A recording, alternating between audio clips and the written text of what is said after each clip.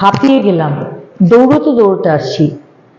8টা না বাজে, কারণ 8টা বেজে গেলে আর বাইরে যদি থাকি তাহলে তো যে কোনো সময় আমাদের উপর অত্যাচার হবে। আমাদের মুখ্যমন্ত্রী মমতা বন্দ্যোপাধ্যায় বলে দিয়েছেন, আজকে রাত 12টার পর বারণ করেছেন উনি কেউ যেন না বেরোয়, কারণ উনি তো সুরক্ষা দিতে পারবেন না।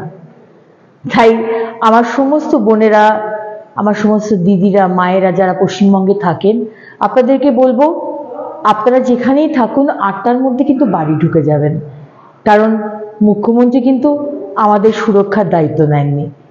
আর বাড়িতে ফিরে অবশ্যই ফেসবুকে আপনি একটু জানিয়ে দেবেন, ভিডিও করে দেবেন বা লিখে দেবেন যে আপনারা বাড়ি পৌঁছে গেছেন।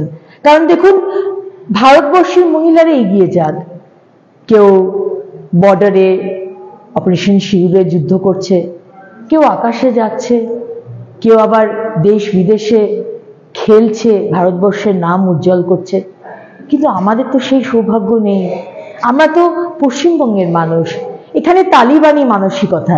এখানে কিন্তু আমাদের মুখ্যমন্ত্রী বলে দিয়েছেন 8টার পর কিন্তু বা সন্ধেবেলায় মেয়েদের কিন্তু বেরোনো উচিত নয়। তাই যেখানেই থাকবেন দৌড়ে দৌড়ে 8টার পর কিন্তু বাড়ি ঢুকে যাবেন। আর ফেসবুকে বা সোশ্যাল মিডিয়ায় একটা পোস্ট করতে ভুলবেন না।